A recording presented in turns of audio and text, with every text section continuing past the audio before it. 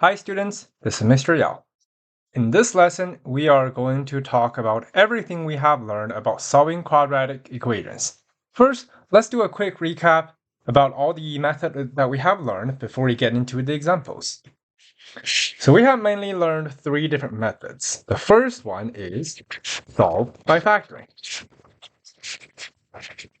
And this is where you can go back and refer to 4.5 if you actually had trouble with that. So solve by factoring is the first thing we got to pay attention to is we're going to need to make sure everything is on the left side of the equation. So it's going to be basically getting into standard form. So make sure the right side is a 0. And then after that, we're going to use 0 product property, which is something multiply with something else that equal to 0. Let's say instead first parenthesis we got A, second parenthesis we got B, and then you're going to set A equal to 0, B to 0, and you're going to keep solving. And afterwards, you're going to get your answer. And one thing to be careful with, you still need to make sure you factor out GCF first. Let's say you have like an x in the front. Well, let's say you have an x in the front. This x is going to give you an x equals 0 as well, which is also part of the answer. So that's the first method that we have learned. Second method we have learned is completing a square, which in other words is also taking square root or taking square root.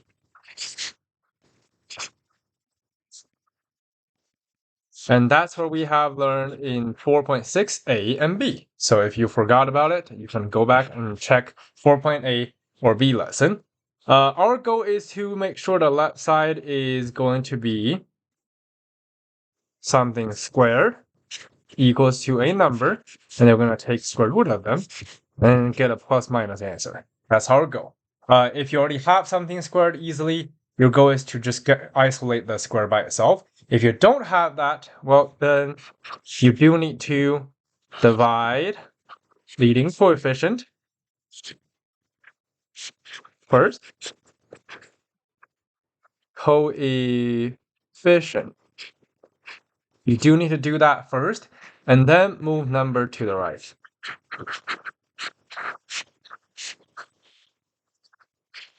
Okay, afterwards, you can actually start doing the middle terms divided by 2, then square it to make your square, make your perfect square. And then you're going to get this perfect square equals to a number, and then we can take square root. And the last method that we have learned is quadratic formula.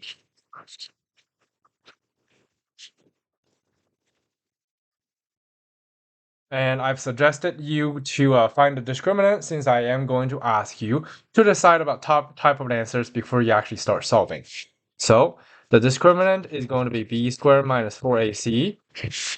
And the answer is x equals negative b plus minus square root of b squared minus 4ac all over 2a.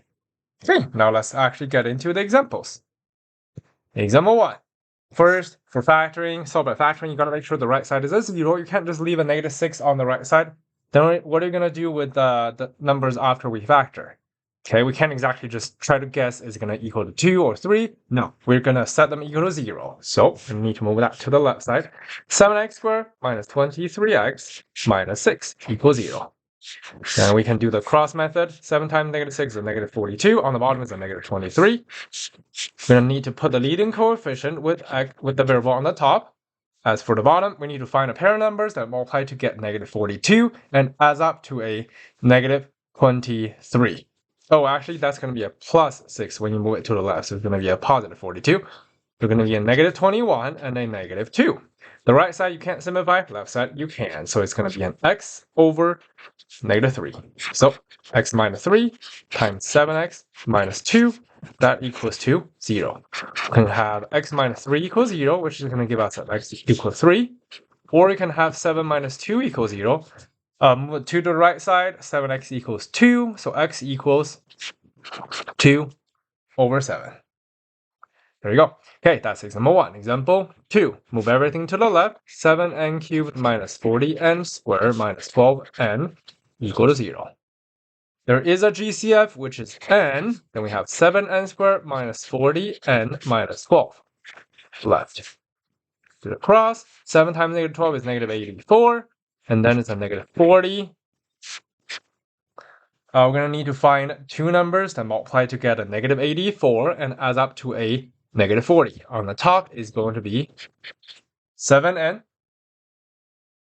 The two numbers we can have is a negative 42 and a positive 2. 7n and 2, we can't do anything. 7 over negative 42 could be simplified as n over negative 6. So it's going to be n times n minus 6 times 7n plus 2, that equal to 0. We actually have three different factors because this n in the front is also a factor. So we can get n equals 0, or n minus 6 equals 0, or 7n plus 2 equals 0. After solving, n could be 0, 6, or negative 2 over 7. That's example 2. Example 3. 4 terms. You can still factor, but we're going to need to do factor by grouping. First two terms, first, for everything, there is no GCF. So we can continue. First two terms, the GCF is 3x squared. And then we're left with an x minus 5. Last two terms, the GCF is a 2. Then we have an x minus 5 left equals 0. We got a 3x squared plus 2 times x minus 5 equals 0. That is going to give us an x minus 5 equals 0. So no matter what, when we factor, we still need to set each part equal to 0, even though maybe you're like, hey, wait, I don't know how to solve that.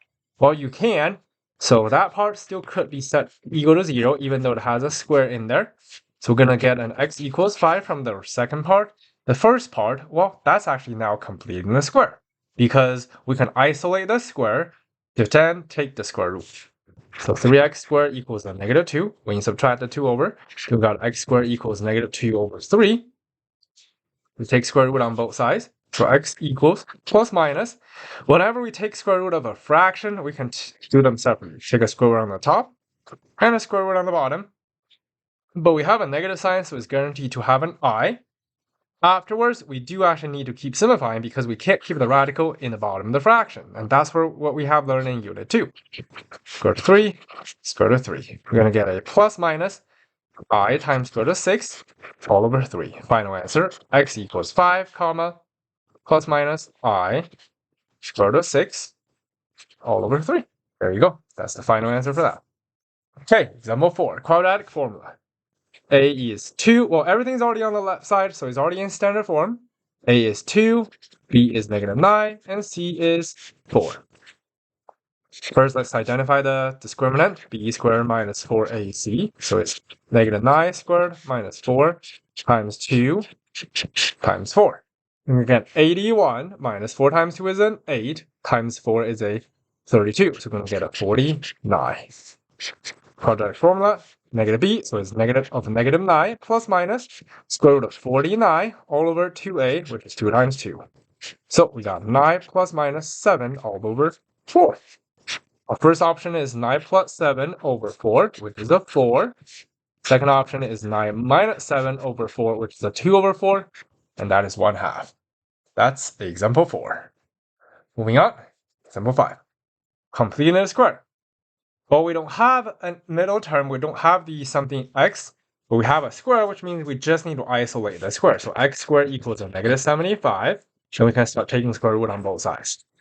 X equals a plus minus. Square root of negative 75 simplifies to be a 5i square root of 3, or 5 square root of 3i. But to avoid making the I look like it's under square root, we're just right in the middle. That's example 5. Example 6. First part, it's the square, so x minus 4 squared equals 128. You can totally open the parentheses and then combine the numbers with negative 128 and then go from there. But right now, it's already a square. We can easily just isolate the square and start moving on. Take the square root. So x minus 4 equals plus minus the square root of 128 could simplify as 8 square root of 2. X equals, add 4 over 4 plus minus 8 square root of 2. That is example 6. Example 7. Solve by completing the square. The first step is we're going to need to make sure it's just x squared. For this question, it's already just x squared. But for example 8, that means we do actually need to do something. We need to divide everything by 8. We will get x squared plus 5/8 x, then plus 36 over 8 simplifies to be a 9 over 2, that equal to 0. And the second step, since we need to complete a square using the x square and the 5/8 x, we can't have that number on the left side affecting our square, so we're going to need to move that to the right side. So we got x squared plus 5/8 x, a space, equals to negative 9/2, and another space. So now if you look at example 7, the first thing is already x squared, and the left side also doesn't have a number, so I can already create that separate space. Space right there equals to negative 49. And don't forget to also add a space on the right side. And then the next step is we're going to use the middle term divided by 2. So it's 16 divided by 2, which is 8, to figure out what needs to go into the space. I do recommend writing this step down, the work, even though you can easily think, oh, it's going to divide by 2, being an 8 squared is a 64. Still write it down, because in the next step, when you try to write your perfect square, you're going to need to put that term into the parentheses. So 8 squared is a 64, so I'm going to add that on both sides. And then I'm going to put that into my parentheses. It's x plus 8 squared equals to negative 49 plus 64 is a 15. Now I can take square root on both sides. X plus 8 equals plus minus square root of 15. Subtract the 8 over, x equals negative 8 plus minus square root of 15. There you go. Now I can do the same with example 8. Take the middle term, 5 over 8, divided by 2. 8 is being divided, 2 is also being divided, so it's just going to become a 5 over 16. Put it into the parentheses. The space is 25 over 256. 25 over 256. So we have an x that goes inside the parentheses plus 5 over 16 squared equals negative 9 over 2 plus 25 over 256. You can put in your calculator, or you can multiply everything by 128 to get a common denominator of 256. And then you're going to get a negative 1127 on the top. Then time to take square root. X plus 5 over 16 on the left side. Right side, we're going to take the square root separately. It's going to be a square root of negative 1127 over a square root of 256. The bottom is just a 16, but don't forget the plus minus. The top could actually be simplified. 1127 is 49 times 23, so you're going to get a 7i squared root of 23. Subtract the 5 over 16 over, final answer. Negative 5 over 16 plus minus 7i squared root of 23 over 16. That is example 8. Moving on, example 9 and 10. Well, for both questions, you do need to get rid of the leading coefficient. So divide everything by 7 and get x squared plus 5 over 7x. Then I'm already going to move this to the right side, since the right side right now is just a 0. So plus a space equals to 8 over 7 plus another space. Let's figure out what we need inside the space. 5 over 7 divided by 2. 7 is being divided, 2 is also being divided. So we're basically dividing by 14. That means we need 25 over 196. 25 over 196.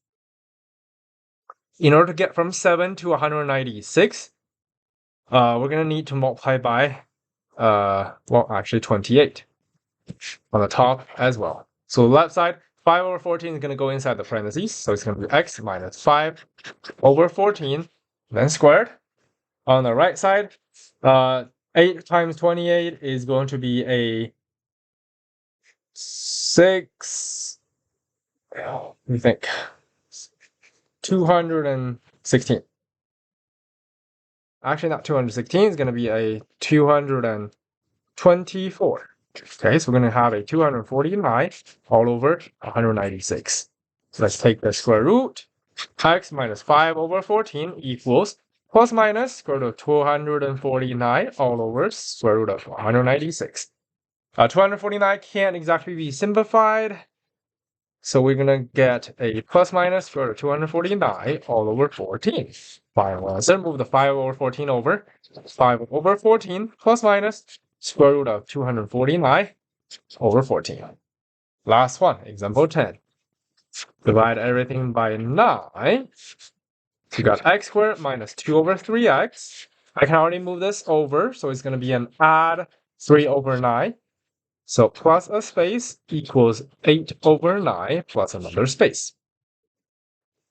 Now it's time to figure out what's going to go into the space. Negative 2/3 all over 2 divided by 3 divided by 2.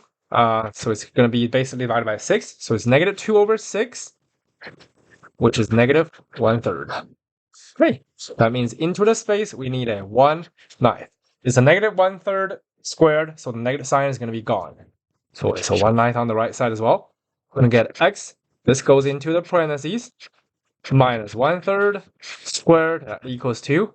8 plus 1 is 9. 9/9 is a 1. Okay, let's take the square root.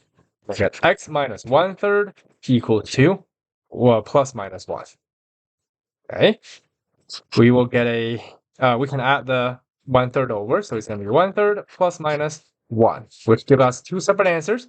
Is 1/3 plus 1 is a 4/3, or if it's a 1/3 minus 1, it's a negative 2/3. And that is example 10. That's everything for this solving combined review lesson. Thank you.